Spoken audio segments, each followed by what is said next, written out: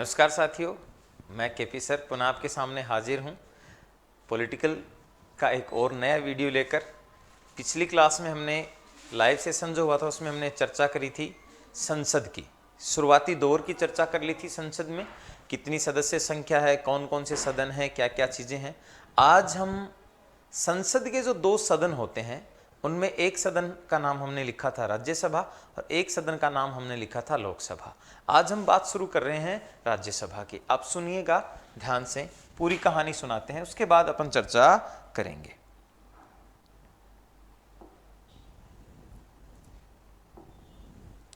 राज्यसभा से कहानी शुरू करते हैं।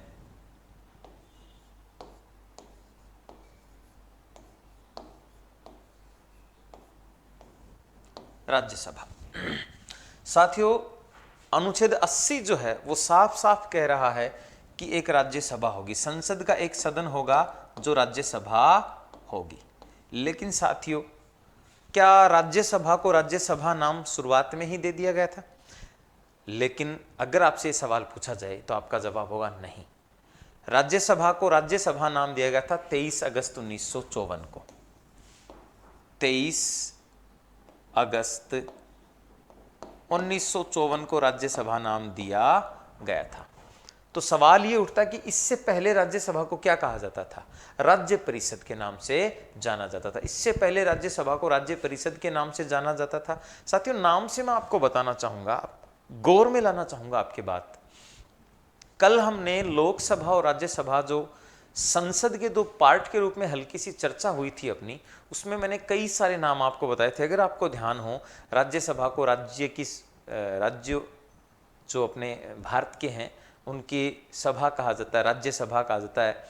इसके अलावा जैसे हमने उच्च सदन, दूसरा सदन, वयोवृद्ध सदन, स्थायी सदन, ये कई सारे नाम हमने दिए थे। साथियों ध्यान देंगे, राज्यसभा का जो गठन है वो होता है 3 अप्रैल 1952 को, और राज्यसभा की पहली बैठक जो है वो 13 मई 1952 को हुई थी। साथियों, आपको याद दिलाना चाहूंगा मैं, संसद की बैठक की अगर आपसे चर्चा करें तो भी आप 13 मई 1952 बताएंगे, क्योंकि लोकसभा की बैठक और राज्यसभा की बैठक 13 मई 1952, दोनों सदनों की बैठक का ही मतलब ये था कि संसद की बैठक पहली बार कब हुई है?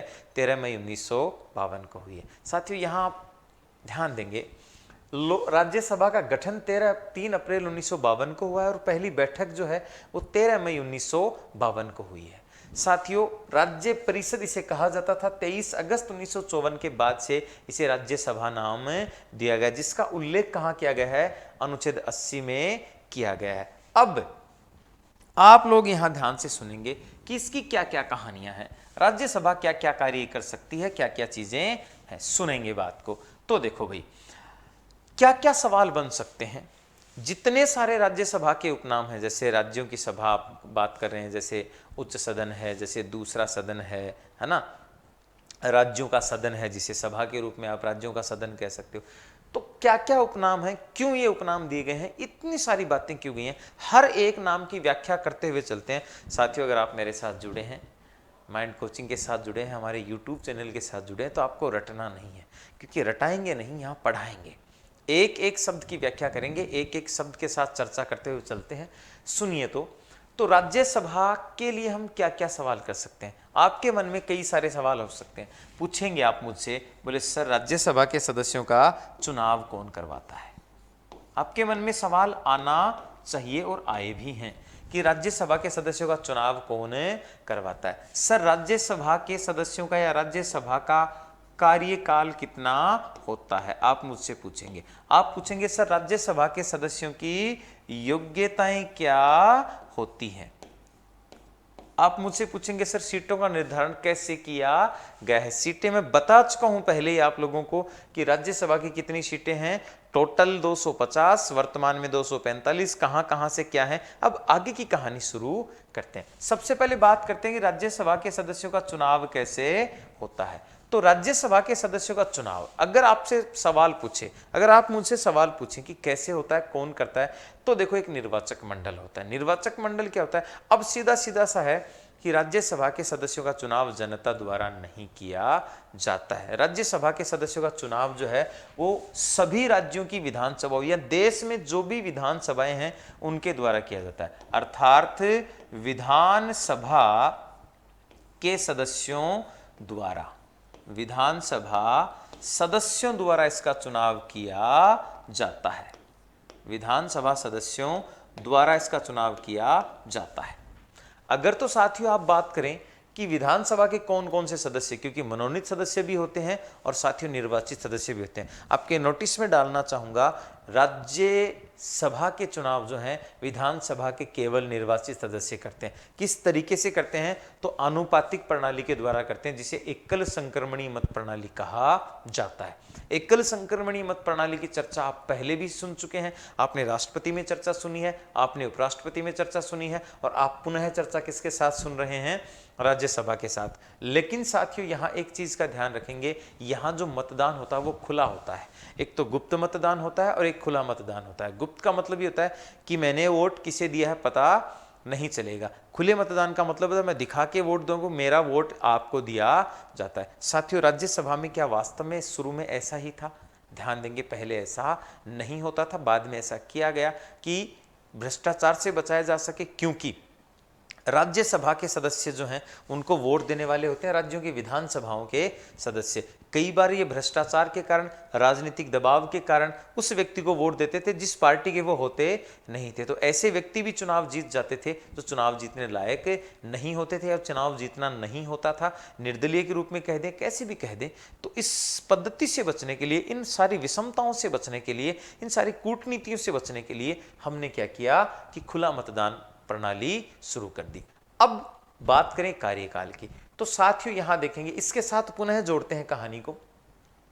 राज्यसभा के जो सदस्य हैं, राज्यसभा को कार्यकाल कोई नहीं होता। अब पहली बात तो ये देखो, एक नाम था हमारे पास राज्यों का सदन। राज्यसभा को राज्यों का सदन कहा जाता था। वो इसलिए कहा जाता था क्योंकि राज्यसभा राज्यों को प्रतिनिधित्व देती है, राज्यों का प्रतिनिधित्व प्रदान करती है। संसद के दो सदन है, एक राज्यों का प्रतिनिधित्व करता है और एक सदन जो है वो लोगों का प्रतिनिधित्व करता है। जिस सदन ने लोगों का प्रतिनिधित्व किया साथियों वो तो लोकसभा कहलाई, और जिस सदन ने राज्यों का प्रतिनिधित्व किया वो क्या कहलाई? राज्यसभा कहलाई। तो ये राज्यों को प्रतिनिधित्व प्रदान करती है, राज्यों की बात उठाने के लिए संसद में तैयार रहती है। अब इस सदन का कोई कार्यकाल नहीं है। अब जिसका कोई कार्यकाल नहीं है उसको स्थायी मानेंगे या नहीं मानेंगे?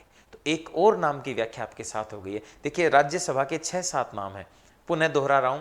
राज्यों का सदन आप क्या क्या याद रखेंगे? बोले सर राज्यों का सदन कहा जाता है, उच्च सदन कहा जाता है, दूसरा सदन कहा जाता है, वयोवृद्ध सदन कहा जाता है, स्थायी सदन कहा जाता है, उत्तरदायी सदन कहा जाता है। कई सारे नाम है साथियों। तो ध्यान दें, एक नाम हमने हो गया कि राज्यों का सदन क्यों कहा जाता है? क्योंकि राज्यों का प्रतिनिधित्व करती है। दूसरा नाम अपने सामने है स्थायी सदन। राज्यसभा का खुद का कोई कार्यकाल नहीं होता, सदस्यों का कार्यकाल जो है वो 6 वर्ष होता है। सदस्यों का कार्यकाल 6 वर्ष होता है, खुद का कोई कार्यकाल नहीं होता है। सदस्यों का कार्यकाल कितना है? 6 वर्ष है। क्या ये बात भी संविधान पूर्ण रूप से कह रहा है? तो देखो संविधान ये नहीं कह रहा कि 6 वर्ष के लिए डेट टू डेट 6 वर्ष के लिए करेंगे। संविधान क्या कह रहा है और क्यों इसको स्थायी सदन कहा जाता है? क्या कह रहा है? कह रहा है कि राज्यसभा के कुल जो सदस्य हैं उनके 1/3 सदस्य प्रति 2 वर्ष में सेवानिवृत्त हो जाएंगे। 1/3 सदस्य प्रति 2 वर्ष में सेवानिवृत्त होंगे। कहने का मतलब क्या है कि राज्यसभा के 1/3 सदस्य हर 2 वर्ष बाद रिटायर हो जाते हैं और उतने ही नए आ जाते हैं। अब यहां मैं थोड़ा सा आपको शुरुआत में लेके चलता हूं। आपके मन में सवाल आएगा, आप पूछोगे सर पहली बार जब निर्वाचन हुआ होगा तो कैसे रहा होगा, फिर किस तरीके से हुआ होगा? तो साथियों आपके नोटिस में लाऊं बात को। जब 3 अप्रैल 1952 को राज्यसभा का गठन हुआ तो जो सदस्य थे उनको हमने चुनाव कर लिया। अब 1/3 हमें करना था। हर 2 वर्ष बाद, क्योंकि हमें तो कहां तक जाना था, 6 वर्ष तक के लिए जाना था।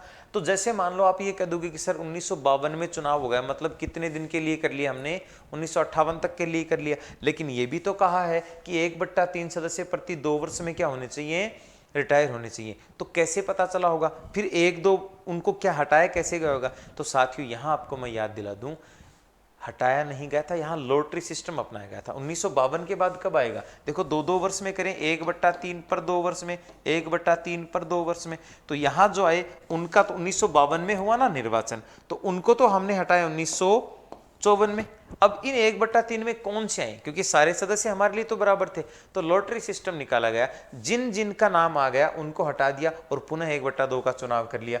फिर दोबारा कब आएगा, 2 वर्ष बाद, मतलब 1956 में, तो पुनः लॉटरी सिस्टम निकाला गया, हटा दिया गया। और 1958 में तो सबका कार्यकाल पूरा हो ही गया था। अब इनका कार्यकाल आज के दिन 2 वर्ष 6 वर्ष बचा, इनका कार्यकाल 4 वर्ष बचा, इनका 2 वर्ष बचा, इनका कार्यकाल 4 वर्ष बचा। ऐसे आगे से आगे 2 वर्ष बढ़ते जाएंगे, 6 वर्ष हो गया, 4 वर्ष हो गया और 2 वर्ष हो गया। 58 में ये रिटायर हो गए, फिर नए आगे। तो इस तरीके से आप समझना कहानी को, आप सीधा सीधा जोड़ लो, इस चीज को छोड़ो, आप यहां उलझ जाओगे थोड़ा सा। आप इस चीज को सुन लो, कैसे क्या करोगे, देखो भाई 1952 में चुनाव हुआ, तो 2 वर्ष बाद 1954 में तो बाकी जो सदस्य बचे 1/3, ये तो 6 वर्ष के लिए हो गए, नए सदस्य आ गए, तो बाकी जो सदस्य बचे उनका कार्यकाल देखो, दोबारा सुनो, 1/3 सदस्य प्रति 2 वर्ष में चुने जाते हैं। सबसे पहले चुना 1952 में, फिर 2 वर्ष बाद लॉटरी निकाली तो 1954 में आ गए,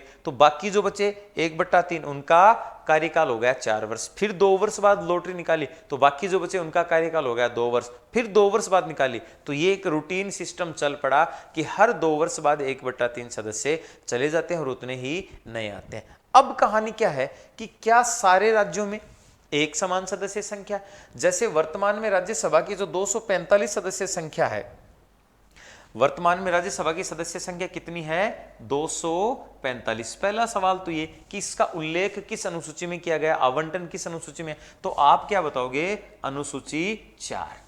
अनुसूची 4 के तहत चौथी जो अनुसूची है उसमें साफ लिखा गया है कि राज्यसभा की सीटों का आवंटन किया गया, लेकिन किस अनुपात में किया गया है, क्या सारे राज्यों को बराबर सीटें दी गई हैं, आपका जवाब होगा नहीं, सारे राज्यों को बराबर सीटें नहीं दी गई हैं।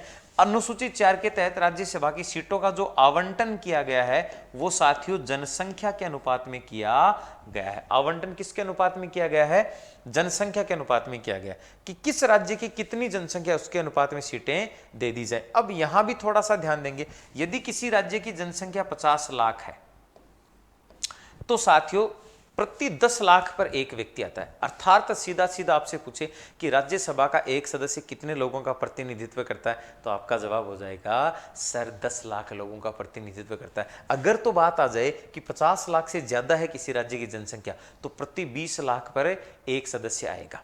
अगर तो 50 लाख है तो 10 लाख पर एक आएगा, अगर 50 लाख के बाद है तो प्रति 20 लाख पर एक सदस्य चुना जाएगा। पहले यह था कि राज्यसभा का सदस्य हर कहीं से चुनाव नहीं लड़ सकता, वर्तमान स्थिति यह है कि राज्यसभा का कोई भी व्यक्ति चुनाव लड़ना चाहता है वो कहीं से भी चुनाव लड़ सकता है।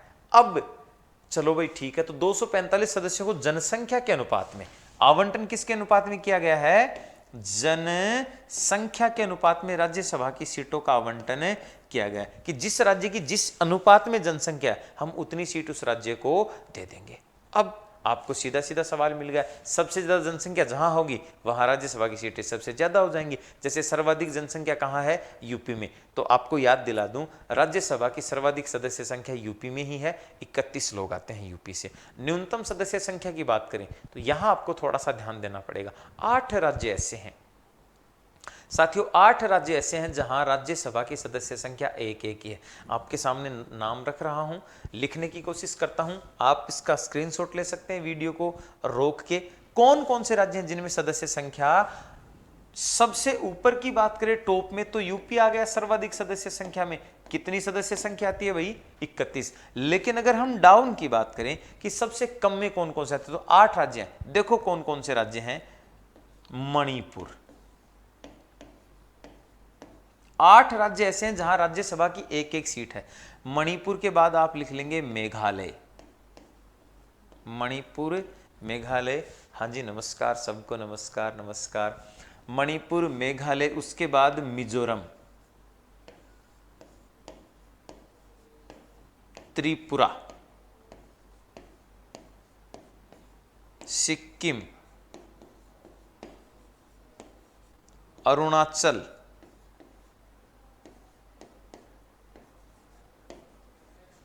गोवा।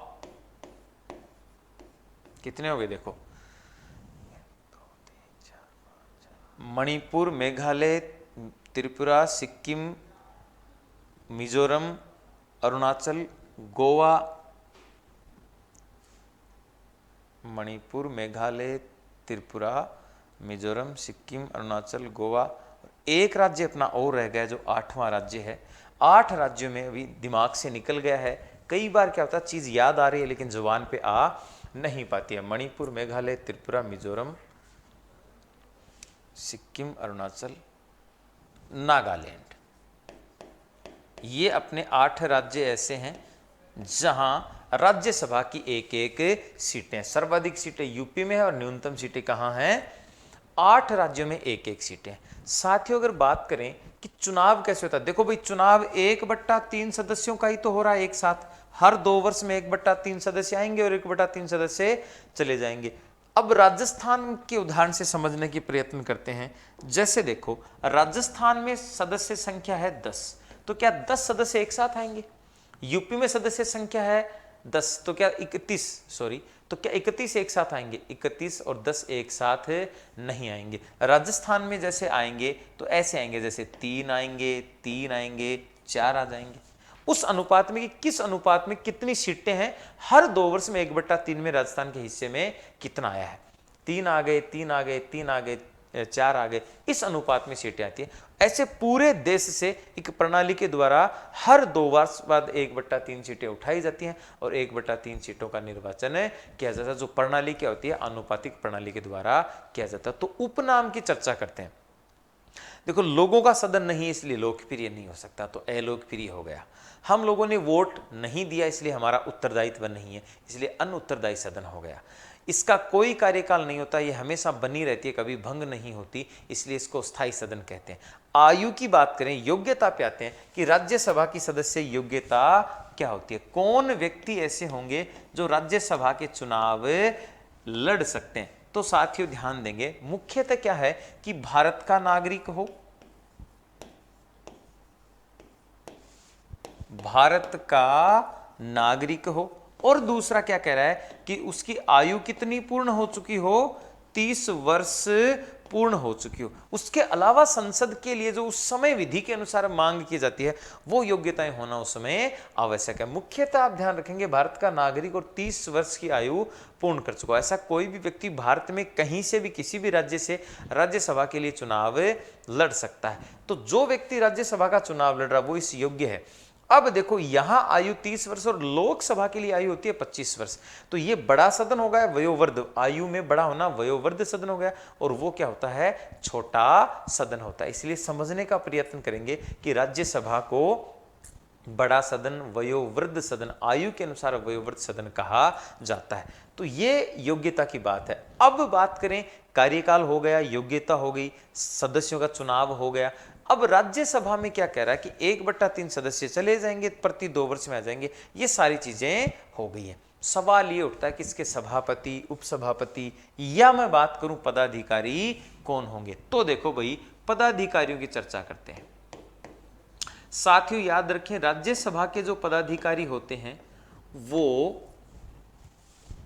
कैसे होते हैं, किस नाम से जाने जाते हैं। तो एक तो देखो इसमें होता है सभापति, पदाधिकारी के रूप में अनुच्छेद 89 के तहत जिसका उल्लेख किया गया है, और एक होता है उप सभापति। ये 2 इसके पदाधिकारी होते हैं। राज्यसभा के पदाधिकारी कौन कौन है, सभापति और उपसभापति। साथियों जो सभापति होता है वो उपराष्ट्रपति ही होता है। अर्थात आपने सुना होगा कि राज्यसभा का सदस्य जो है वो सभापति, राज्यसभा का जो पदाधिकारी होता है वो सभापति होता है, और ये सभापति जो है वो उपराष्ट्रपति ही होता है। उपराष्ट्रपति ही इसका सभापति होता है। साथियों, हम उपराष्ट्रपति की चर्चा पहले से कर चुके हैं और आपको मैं याद दिला दूं, उपराष्ट्रपति जब हमने पढ़ा था तो हमने निश्चित रूप से लिखा था कि उपराष्ट्रपति जो है वो राज्यसभा का पदेन सभापति होता है और पदेन सभापति होता है राज्यसभा का उपराष्ट्रपति। इसीलिए आप यहां बहुत महत्वपूर्ण चीजों पे ध्यान देंगे। ये एक ऐसा सदन है राज्यसभा जिसका अध्यक्ष जो है वो उसी सदन का सदस्य नहीं होता है, फिर भी अध्यक्षता करता है, क्योंकि साथियों उपराष्ट्रपति का जो चुनाव होता है वो राज्यसभा के पदेन सदस्य के रूप में, राज्यसभा के पदेन सभापति के रूप में ना होकर केवल एक पद उपराष्ट्रपति के रूप में उसका चुनाव किया जाता है। पहले हम चर्चा कर चुके हैं, लेकिन ये अध्यक्षता करता है जिस दिन कोई व्यक्ति उपराष्ट्रपति बनता है उसी समय उसका नाम राज्यसभा के सभापति के रूप में रख दिया जाता है। इसलिए ये सभापति कौन होता है? उपराष्ट्रपति ही होता है, लेकिन ये राज्यसभा का अध्यक्ष नहीं होता है। उपसभापति की बात करें तो उपसभापति, उपराष्ट्रपति आप पूरा पढ़ चुके हैं इसलिए जरूरी नहीं है, लेकिन अगर आपसे सवाल पूछे, देखो साथियों घबराना बिल्कुल नहीं है। मान लो आपसे सवाल पूछे कि राज्यसभा का पहला सभापति कौन था, तो आपको कहीं नहीं है, इतना ध्यान रखना, गंगाधर ही शक्तिमान है। गंगाधर ही शक्तिमान है कहने का मतलब क्या है, तात्पर्य क्या है कि उपराष्ट्रपति ही क्या है? राज्यसभा का सभापति है। तो आपको सभापति के बारे में पूछे या आपको उपराष्ट्रपति के बारे में पूछे, अगर तो आपको सभापति याद है तो बोले पहला उपराष्ट्रपति कौन है? जो बोला सभापति है। अगर तो आपको उपराष्ट्रपति याद है तो बोले पहला सभापति कौन है? तो क्या बता दोगे? जो उपराष्ट्रपति है। जैसे पहले उपराष्ट्रपति जो थे सर्वपल्ली राधाकृष्णन, तो वही क्या हो जाएंगे? राज्यसभा के पहले सभापति हो जाएंगे। याद रह जाएगी ना बातें। उपसभापति में थोड़ी सी चर्चा करते हैं। उपसभापति का चुनाव जो है वो राज्यसभा के सदस्यों द्वारा किया जाता है। राज्यसभा के सदस्यों द्वारा जो है वो उपसभापति का चुनाव किया जाता है। अब ये उपसभापति का चुनाव सदस्यों द्वारा हो गया। अब यहां आप ध्यान दें, सदस्यों का कार्यकाल कितना है? पहले से 6 वर्ष है। अगर तो सदस्यों का कार्यकाल 6 वर्ष है तो इनका कार्यकाल भी कितना हो गया? 6 वर्ष हो गया। अब यहां 2 सवाल आपके सामने रख रहा हूं। आप सवाल पूछोगे सर पहला उपसभापति कौन था? तो SV कृष्णमूर्ति राव। अगर आप सवाल पूछो सर वर्तमान में कौन है, तो वर्तमान सदस्य सभापति जो हैं, उपसभापति जो हैं, वो हरिवंश है, हरिवंश नारायण। आप ये चीजें ध्यान रखेंगे। इसके बाद हम बात करें तो हम शुरू करते हैं कि राज्यसभा के कार्य क्या हैं, राज्यसभा की शक्तियां क्या हैं, राज्यसभा क्या विशेष चीजें रखती हैं, इन सारी चीजों की हम चर्चा शुरू करते हैं। तो देखो, उससे पहले थोड़ा सा आपको मैं सदस्यों के रूप में बातें कर लूं। सदस्यों का चुनाव हमने करवाया, कार्यकाल हमने करवाई। अब हमने एक बात करनी है कि सदस्यों की शपथ और त्यागपत्र, इन 2 चीजों पर थोड़ा सा मैं आपका ध्यान आकर्षित करना चाहता हूं। शपथ और त्यागपत्र। तो साथियों देखना क्या होती है शपथ त्यागपत्र के रूप में कहानी। राज्यसभा के जो सदस्य होते हैं वो शपथ किसके समक्ष ग्रहण करेंगे? सभापति के समक्ष। और त्यागपत्र भी किसे देंगे? सभापति को। अगर किसी कारणवश सभापति कौन है? उपराष्ट्रपति। अगर किसी कारणवश उपराष्ट्रपति सदन में मौजूद नहीं है, मौजूद नहीं होने का मतलब यह कि पद पर नहीं है, अगर किसी कारणवश सभापति का पद रिक्त है तो कौन है उसकी जगह? उपसभापति। सभापति का पद रिक्त हो जाएगा तो कार्य निर्वहन कौन करेगा? उपसभापति। आगे चर्चा करेंगे सभापति का कार्य क्या होता है। तो उपसभापति के समक्ष शपथ ग्रहण करेंगे और त्यागपत्र भी किसे देंगे? उपसभापति को। समझ पा रहे हैं क्या बात? अर्थात राज्यसभा के सदस्य सभापति के समक्ष शपथ ग्रहण करते हैं, सभापति को त्यागपत्र देते हैं। अगर ये नहीं है तो उसकी अनुपस्थिति में उपसभापति को। अब यहां एक सवाल निकल के आता है, बहुत अच्छा सवाल है। अब अगर मुझे अभी देख रहे हैं, लाइव हैं, तो इस सवाल का जवाब देने की कोशिश करें। मैं 2-5 सेकंड का समय दूंगा आपको बीच में। सवाल बिल्कुल ध्यान से सुनेंगे आप लोग, बिल्कुल ध्यान से सुनेंगे। सवाल रख रहा हूं आपके सामने। अगर सभापति का पद भी रिक्त है और उपसभापति का पद भी रिक्त है, किसी भी कारणवश मान लो सभापति और उपसभापति का पद रिक्त हो गया, तो ऐसी स्थिति में राज्यसभा की बैठकों की अध्यक्षता कौन करेगा? क्या कोई नया सभापति बनेगा? क्या कोई उपसभापति होगा? या बैठकों की अध्यक्षता ही नहीं होगी, या बैठकें ही नहीं होंगी? साथियों, आप 2 सेकंड के लिए जवाब दे सकते हैं। 2 सेकंड का विराम दे रहा हूं मैं आप लोगों को। सवाल एक बार पुनः आपके सामने रख रहा हूं। अगर राज्यसभा में सभापति और उपसभापति दोनों का पद रिक्त हो जाए तो बैठकों की अध्यक्षता या सभापति या उपसभापति की जगह कार्य कौन करेगा? साथियों, यहाँ आपके सामने ध्यान में लाना चाहूंगा बात को। ऐसी स्थिति में राष्ट्रपति राज्यसभा के सदस्यों में से किसी एक को इस कार्य निर्वहन हेतु नियुक्त कर देता है। अगर तो दोनों पद एक साथ रिक्त हो जाएं तो ऐसी स्थिति में कार्य निर्वहन हेतु नियुक्त कर देता है। कहानी समझ में आ गई? सदस्य शपथ और त्यागपत्र सभापति और उसकी अनुपस्थिति में उपसभापति। अब लगे हाथ दोनों के कार्य की बातें भी कर ले।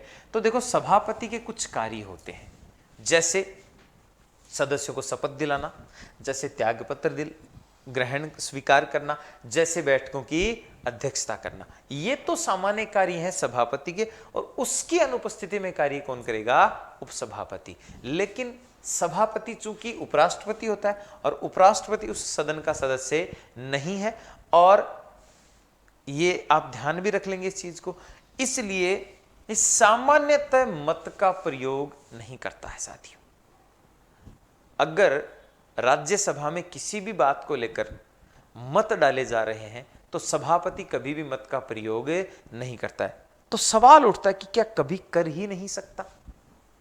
ऐसा नहीं है साथियों। अगर राज्यसभा किसी भी मुद्दे को लेकर पक्ष और विपक्ष दो बराबर भागों में बंट जाए, पक्ष भी बराबर हो और विपक्ष भी बराबर हो, बोले तो सर कैसे? किसी भी विषय को लेकर, किसी भी मुद्दे को लेकर निर्णय निकालने की बात चल रही है, और साथियों अगर निर्णय निकल नहीं पा रहा है, जैसे मान लो उस दिन 240 लोग उपस्थित हैं, उपस्थिति कितनी भी हो सकती है, और मान लो 120 हो गए, तो ना तो हम हां कह सकते ना कह सकते, बराबर रहेगा ना। ऐसी स्थिति में साथियों जो सभापति होता है, ये जो उस बैठक की अध्यक्षता कर रहा है, जिस बैठक के लिए मंच पे बैठा है, ये मत का प्रयोग करेगा जिसे हम निर्णायक मत कहते हैं। निर्णायक मत कहते हैं, निर्णायक मत का प्रयोग करेगा। आपको पुनः याद दिला दूं, सामान्यतः मत का प्रयोग नहीं करता है, लेकिन अगर राज्यसभा किसी भी मामले में लेकर दो भागों में बंट जाती है तो ये निर्णायक मत का प्रयोग जरूर करेगा। इसीलिए इसके मत को क्या कहा जाता है? निर्णायक मत कहा जाता है। ये सभापति और उपसभापति की बातें हैं, सदस्यों की बातें हैं। आगे चल के हम बात शुरू करते हैं कि राज्यसभा के पास क्या क्या स्पेशल पावर हैं, राज्यसभा के पास क्या क्या स्पेशल बातें हैं। सुनेंगे कहानी को। राज्यसभा राज्यों का प्रतिनिधित्व करती है। देखिए, भारतीय संविधान जो है उसमें बहुत अच्छी बातें बनाई गई हैं। तो राज्यसभा राज्यों का संघात्मक शासन व्यवस्था अपनाई गई है। संघ और राज्य के मध्य शक्तियों का विभाजन किया गया है, कार्यों का विभाजन किया गया बड़े ही अच्छे ढंग से, क्योंकि हमारे संविधान निर्माताओं ने, हमारी जो संविधान सभा थी, लगभग 60 देशों के संविधान का अध्ययन हमने किया था, और उन 60 देशों से जो भी हमें अच्छा लगा, जो भी भारतीय परिस्थितियों के अनुसार, जो भी भारतीय व्यवस्था के अनुसार हमें लगा, हमने वो सहर्ष ग्रहण किया है। तो क्या क्या कहानी है? राज्यसभा के विशेष प्रावधान क्या है? राज्यसभा विशेष क्या क्या बातें हैं? राज्यसभा विशेष क्या क्या है? सुने भाई, देखो बात को। एक तो मैं आपको बता दूं कि राज्यसभा में दो ऐसी शक्तियां हैं जो बहुत विशेष है। राज्यसभा के पास दो विशेष शक्तियां हैं। दो विशेष शक्तियां कौन कौन सी हैं? दो अनुच्छेद हैं भाई, देखो। एक तो है अनुच्छेद 249। आप पूछोगे सर इसमें किसका उल्लेख है? तो आपको बता दूं, अनुच्छेद 249 में ये कहा गया, थोड़ी ही देर पहले मैंने कहा था कि भारत में जो सरकार है, शासन व्यवस्था जो है वो संघात्मक है, और इस संघात्मक शासन व्यवस्था के तहत केंद्र और राज्य के मध्य शक्तियों का विभाजन 3 सूचियों में किया गया है। संघ सूची, जिस पर कानून निर्माण हमेशा संघ सरकार करती है, राज्य सूची जिस पर कानून निर्माण हमेशा राज्य सरकार करती है, और समवर्ती सूची जिस पर कानूनों का निर्माण संघ और राज्य दोनों मिलकर करते हैं। अगर तो किसी बात को लेकर विवाद हो गया, किस सूची के विषय पर? समवर्ती सूची के विषय पर, तो विवाद होने की स्थिति में केंद्र सरकार द्वारा लिया गया निर्णय मान्य होता है। अब साथियों बात सुने, अनुच्छेद 249 साफ साफ क्या कह रहा है? संविधान का अनुच्छेद 249 कह रहा है कि ये राज्यसभा किसका प्रतिनिधित्व करती है? राज्यों का प्रतिनिधित्व करती है। और राज्य सूची के जो विषय हैं, समझना कहानी को, क्यों होता है ऐसा। राज्य सूची के जो विषय हैं उन पर कानून निर्माण करने का हक राज्य सरकार का है, और राज्य सरकार का प्रतिनिधित्व कौन कर रही है? राज्य सूची। तो उनका प्रतिनिधित्व करने के कारण राज्य सूची क्या करती है, अगर इसे लगता है कि ये ऐसा कोई विषय जो है किस सूची का? राज्य सूची का, ऐसा कोई विषय जो वर्तमान में राष्ट्रीय महत्व का विषय बन गया है, तो ये राज्यसभा उस विषय को राष्ट्रीय महत्व का विषय घोषित कर सकती है। लेकिन साथियों यहां आपको एक याद दिला दूं, कैसे करेगी? तो यहां ध्यान देंगे, उपस्थित व मतदान करने वाले सदस्यों के 2/3 बहुमत से ये जो है राज्यसभा किसी भी राज्य सूची के विषय को राष्ट्रीय महत्व का विषय घोषित कर सकती है। आप सवाल पूछोगे सर क्या हमेशा के लिए हो जाएगा? बिल्कुल नहीं होगा। ध्यान देंगे, ये जो जिस भी राज्य सूची के विषय को इसने अपने उपस्थित मतदान करने वाले सदस्यों के 2/3 बहुमत से जो पारित किया है, साथियों आपको बता दूं ये कितने दिन तक के लिए रहेगा? 1 वर्ष। कब तक के लिए राष्ट्रीय महत्व का विषय रहेगा? 1 वर्ष तक के लिए। लेकिन यहां एक और चीज जो गौर करने लायक थी वो ये थी कि ऐसा कितनी भी बार हो सकता है, कितनी भी बार ऐसा किया जा सकता है, इसके कोई विशेष बात नहीं है। एक बार में 1 साल के लिए राज्य सूची के विषय को राज्यसभा उपस्थित मतदान करने वाले 2 सदस्यों से 2/3 बहुमत से राष्ट्रीय महत्व का विषय घोषित कर सकती है। एक चीज तो यह है। दूसरी राज्यसभा में विशेष महत्व की बातें क्या हैं? तो आप याद रखेंगे अनुच्छेद 312। इस अनुच्छेद 312 में कहा गया है कि यदि राज्यसभा चाहे तो नई अखिल भारतीय सेवा का निर्माण कर सकती है। नई अखिल भारतीय सेवा का निर्माण या नई अखिल भारतीय सेवा का सृजन कर सकती है। अब पहला सवाल तो ये साथियों कि अखिल भारतीय सेवा किसे कहते हैं, राज्यसभा क्यों करती है, ये सारी चीजें हैं। तो देखो, उन सेवाओं को हम अखिल भारतीय सेवा कहते हैं जो संपूर्ण भारतवर्ष में एक समान रूप से पाई जाती हैं, और उन सेवाओं में कार्य अधिकारी पदाधिकारी जो होते हैं वो डायरेक्ट केंद्र सरकार के अधीन अर्थात राष्ट्रपति के निर्देशों के अनुसार चलते हैं। राज्य सरकार का इन पर कोई पावर नहीं होता है। इसलिए राज्य सरकारें अखिल भारतीय सेवा से कतराती हैं। राज्य सरकारें अखिल भारतीय सेवा पर ज्यादा ध्यान नहीं देना चाहती, क्योंकि ये जो लोग होते हैं ये राज्य सरकार के पावर में नहीं होते हैं। तो यदि राज्यसभा को लगे कि कोई ऐसी चीज है जिसे हम अखिल भारतीय सेवा बना सकते हैं, तो वो संसद के समक्ष ऐसी परिस्थिति उत्पन्न करती है, ऐसा निर्माण करती है, वही उपस्थित मतदान करने वाले सदस्यों के 2/3 बहुमत से कर सकती है। अब आपका सवाल आएगा, बोले सर कितनी सेवाएं हैं ऐसी जो अखिल भारतीय हैं? तो साथियों बिल्कुल घबराने की आवश्यकता नहीं है, बहुत ज्यादा नहीं है। अभी याद हो जाएगा, 3 ही सेवाएं ऐसी हैं जिन्हें हम अखिल भारतीय सेवा कह सकते हैं। अखिल भारतीय सेवा के रूप में नंबर 1 पे आप याद रखेंगे IAS, अखिल भारतीय सेवा के रूप में नंबर 2 पे आप याद रखेंगे IPS, और अखिल भारतीय सेवा के रूप में नंबर 3 पे आप याद रखेंगे IFS।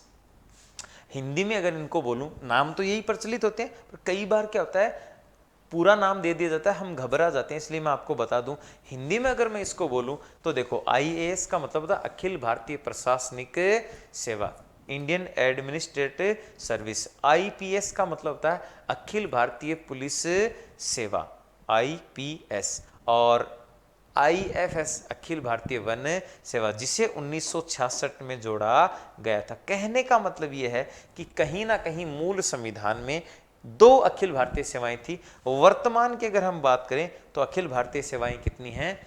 3 अखिल भारतीय सेवाएं हैं। एक चीज तो यह है साथियों, इसके अलावा राज्यसभा और क्या विशेष कर सकती है? राज्यसभा के पास और क्या विशेष पावर है?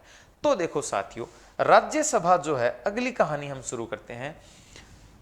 उपराष्ट्रपति जो होता है, हालांकि उपराष्ट्रपति में हम पहले चर्चा कर चुके हैं, लेकिन फिर मैं पुनः आपको दोहरा देता हूं कि उपराष्ट्रपति को पद से हटाने का जो प्रस्ताव होता है वो केवल और केवल किसके द्वारा संकल्प लिया जाता है? राज्यसभा के द्वारा। साथियों, आपको याद दिला दूं, उपराष्ट्रपति को पद से हटाने का प्रस्ताव केवल कौन लेके आएगी? राज्यसभा। लोकसभा में यह प्रस्ताव कभी नहीं रखा जा सकता। अब लाएगी कैसे, कैसे कार्य करेगी? हालांकि उपराष्ट्रपति में पूरा पढ़ चुके हैं, लेकिन आप यहां ध्यान देंगे राज्यसभा में लाया जाता है। राज्यसभा ने अगर इस संकल्प को पारित कर दिया तो लोकसभा की सहमति मात्र की आवश्यकता होती है उपराष्ट्रपति को पद से हटाने के लिए। तो आप ध्यान रखेंगे कि राज्यसभा जो है वो विशेष कार्य के रूप में उपराष्ट्रपति को पद से हटाने का प्रस्ताव भी लाती है। इस प्रकार से कुल मिला के ये सारी चीजें। एक चीज जो मैं थोड़ा सा और ध्यान आपको दिलाना चाहूं, पिछली क्लास में जो अपनी चर्चा हुई थी, 12 मनोनीत सदस्य जो होते हैं। देखिए, राज्यसभा की टोटल आज के दिन जो सीटें हैं वो 245 सीटें हैं। इनको हम दो भागों में बांटते हैं। 234 सदस्य जो है, सॉरी, राज्य से 231 सदस्य जो आते हैं, 31 नहीं है, 231 नहीं आएंगे, ज्यादा हो जाएंगे ऐसे तो। सही है। देखिए, राज्यसभा के जो 245 सदस्य हैं तो निर्वाचित होकर आएंगे और मनोनीत होकर आएंगे। हमने कल चर्चा करी थी, मैंने कल यह भी कहा था पिछली क्लास में कि जम्मू कश्मीर के आने के बाद स्थितियां बदल गई हैं, तो राज्यों का प्रतिनिधित्व अलग है। अगर 250 की बात करें तो 238 और 12 हो जाएगा। अगर इसके बाद की बात करें तो सीधा सीधा सा सवाल ये है कि भाई वर्तमान में जो 245 सदस्य हैं इनका दो भागों में विभाजन कर दो, तो ये जो 12 सदस्य अपने पास बचते हैं, 245 में मनोनीत जो 12 सदस्य हैं, इसके बाद की जो बाकी संख्या है, जैसे 231 अपने पास बच गई। तो आप यहां सदस्यों साथियों ध्यान देंगे,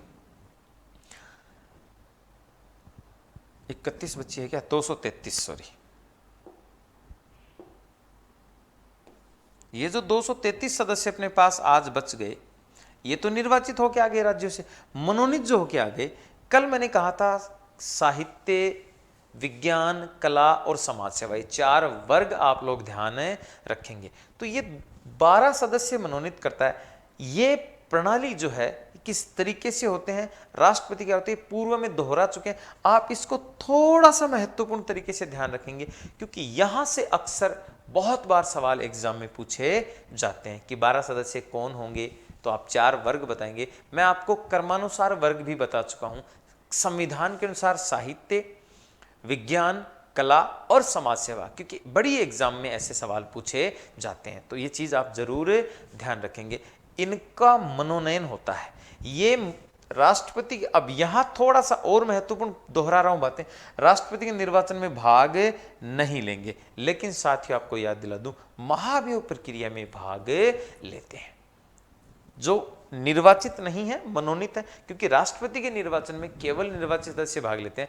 इसलिए कई बार ये सवाल पूछ लिया जाता है कि ऐसे कौन से सदस्य हैं, तो यहां दोहराना चाहूंगा, संसद के पूछ ले कि ऐसे कौन से सदस्य हैं जो निर्वाचन में भाग नहीं लेते लेकिन हटाने में भाग लेते हैं। तो आप बता देना कि राज्यसभा के तो 12 सदस्य हैं, लोकसभा के 2 आंग्ल भारतीय। अगला जो अपना क्लास होगा, अपना जो लाइव सेशन होगा, उसमें हम बात करेंगे लोकसभा की। तो देखना नहीं भूलें आप लोग, बिल्कुल जुड़े रहें हमारे साथ। आज के इस पार्ट में हम इतनी ही बात करते हैं। आज अपनी बात हुई है राज्यसभा की विशेष परिचर्चा, राज्यसभा के साथ अपनी विशेष बातें हुई हैं। अगली क्लास में हम बात करेंगे लोकसभा की। तब तक के लिए जय हिंद, जय भारत, जय माइंड। मिलते हैं एक अगले वीडियो में एक नए टॉपिक के साथ, इसी ऊर्जा के साथ। पुनः सबको मेरा सुबह सुबह का नमस्कार। जय हिंद साथियों।